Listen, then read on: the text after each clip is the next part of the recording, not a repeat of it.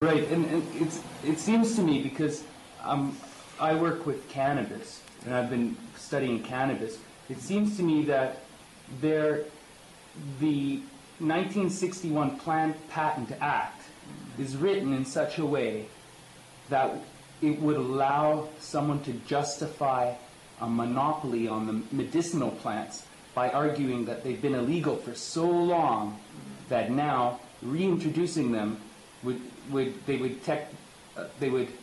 qualify as new and distinct species because they've been illegal for so long. Do you think that's possible, that someone might try to engineer a monopoly on coca and opium and cannabis that way?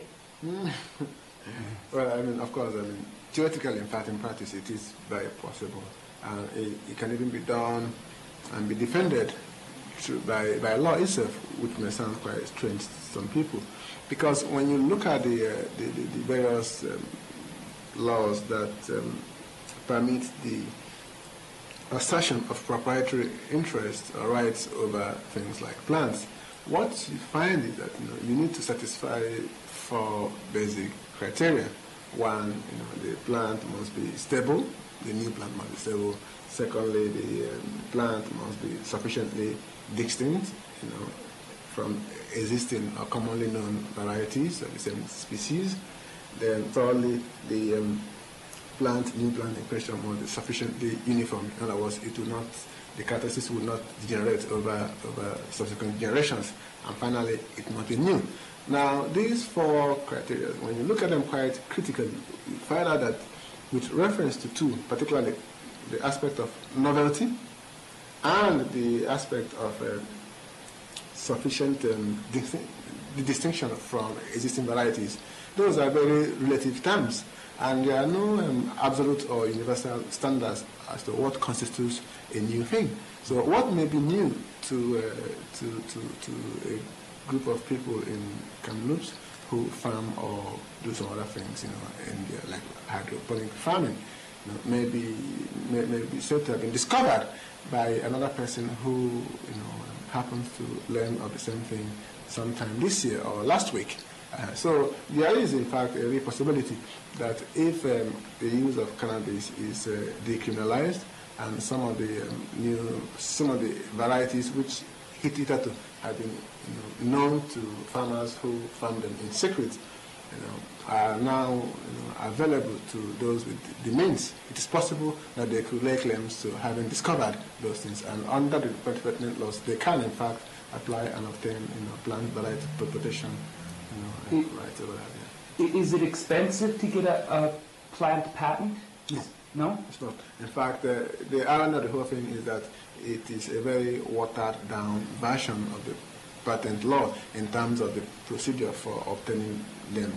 But ironically, it confers almost the same kind of rights as a patent would. So as I argued elsewhere in some of my publications, what you find is that we have a regime operating at 2 fronts, the patent regime and the Plant Variety Protection Act, all of them trying to more or less encroach on the public domain.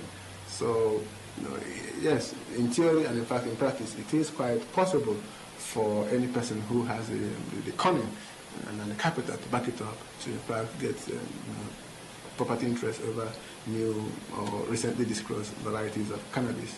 Right. Now, I just wanted to quickly go over 3 examples of the patenting of medicinal plants, because a lot of people don't even believe that you can do this. But apparently, ayahuasca, the neem tree, and turmeric were all, at one time or another, they attempted to or succeeded in patenting these plants. Is that true? Oh, yes. I mean, I think somewhere in Georgia, some 2 Indian-born Americans tried to patent turmeric for use as a kind of remedy for sore or skin wounds. Of course, the use of that for that purpose has been known to some Indians for thousands of years. Right. But because such a knowledge was not known to people in America, it was possible for them to assert novelty. So that's what I mean by the fact that novelty is a relative term, particularly under U.S. patent law.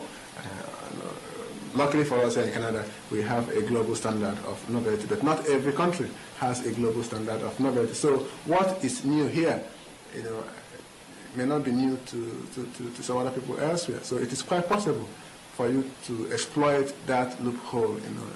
So turmeric is illegal in the United States if you use it to heal? Well, they could sue you? Yeah, well, actually, some well-meaning people opposed that patent, and then it was quashed. But the fact is that there was a patent issued on the use of turmeric. Of course, it was later on invalidated. Yeah. So these patents can be challenged? Well, yeah, some NGOs and some other organizations have been challenging some of these patents. We've had challenges to the basmati rice patent issued to rice steak. In the U.S., basmati rice have been known to those born in Bangladesh and Pakistan and that region for thousands of years.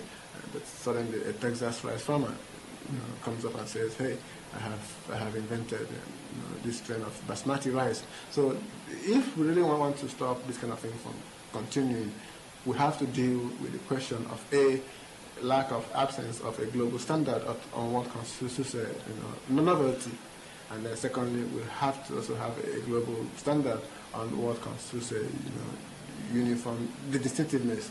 So if we allow various states to have a very state-centric or limited notion of what constitutes novel discoveries, then in that case, definitely you are bound to have people asserting property interest over knowledge of plant products which have been known to humanity for millennia. Yes. Yeah, no, it seems to me it's quite a kind of a white European invention, the concept of intellectual property rights and plant patents and that sort of thing. It seems to me most cultures of the world view the value of breeding to be a community heritage rather than the commodification and rewarding of a particular set of breeding in a particular generation. Have you heard of the concept of open patents, or patents that would leave the strains in the property as the possession of the community? Yeah, I have made arguments for communal patent systems in some of my writings, but the odds against those kind of systems coming up into fruition are quite high. So it's basically a function of the fact that the patent system is a capitalist model for acquiring and retaining property interests over knowledge, or trying to commodify knowledge, if you will. But the rhetoric out there is that every society, every group of people need intellectual property rights such as patents. I don't really subscribe to that, because every legal system is more or less a reflection of the fundamental values of each particular society or in each particular generation. So the patent system itself originated in Florence and flowered in Venice, in the Italian peninsula during the Middle Ages. So one could trace its origin somewhere. Then it went on to Western Europe. From then came down to North America. So it is not really a global thing. It has its own cultural characteristics. So to assume, as some people do now, that the patent system is a global thing merely because some other cultures have had it imposed on them is simply erroneous. Yeah, I feel the same way. I'm a little scared now that Bayer, which is the big German chemical company, pharmaceutical company, just entered into the medicinal cannabis game by becoming the main customer of GW Pharmaceutical, which has been doing all the studying of cannabis. So I'm afraid that what Bayer will try to do is patent as many strains of cannabis as possible. Yeah, it is quite possible, because basically what they will try to do, just like it has been done almost since the beginning of patents on drugs, is that they will try to more or less polish off or brush off the cruder aspects of the whole thing, and then repackage the whole thing as a new invention. Yeah. And then they get a patent on it. The same thing has been done to aspirin, Aspirin is a natural product from plants. People have obtained patents on prostaglandins, which is obtained from the glandular organs of some animals. People have obtained patents on vitamin C, which is found in most fruits. So you can, in various ways, obtain patents from natural products. If, for example, you purify a natural compound or a medicinal an aspect of a plant, you can get a patent on that purified version. Yeah. So that is the reality of the matter. And you can also obtain a patent on a new strain of plants. That's, of course, assuming that the Canadian Supreme Court does not overrule itself on the issue of patents on higher life forms. But as it stands now, you can only obtain patents on purified natural substances or smaller genetic material in Canada. Yeah. Oh, okay. So in Canada, at least for the moment. For the moment, yes. Unless they have to change it and purify it in some way, otherwise they can't. They can't, because of the decision in the Harvard Uncommerce case, which held that it is not within the province of the courts to expand the scope of patentable subject matter to include higher life forms. So we are awaiting the outcome of what the Parliament will say on that. So the ball is now in the court of the Parliament, yes. Well, what's the name of the case and what's the year that came out? It just came out last December. That is the Harvard Uncommerce case, where Harvard College wanted to obtain a patent on a modified mouse, and the Supreme Court said no, that the Patent Act was not designed to accommodate patents on higher life forms. So it was within the province of the Parliament to make specific legislation on that point. But again, of course, there is the case of Schmeisser, which came from Saskatchewan, coming up. That, of course, implicates patents on plants, on canola, so which is, of course, a higher life form.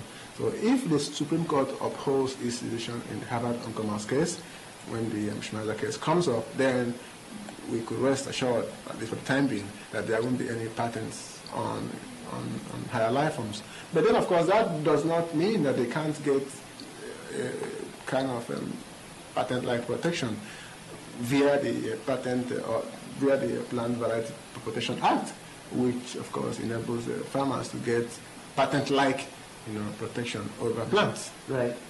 So, yes, in a sense, they could still get a patent on cannabis. Okay, well, that's our show for this week. I hope you enjoyed it, learned something. For the sake of our future generations, so that he can have a job in the cannabis market without having to get a degree in chemistry, and so that these guys don't get their hands on pot, challenge these patents, challenge these attempts at monopoly, and inform GW as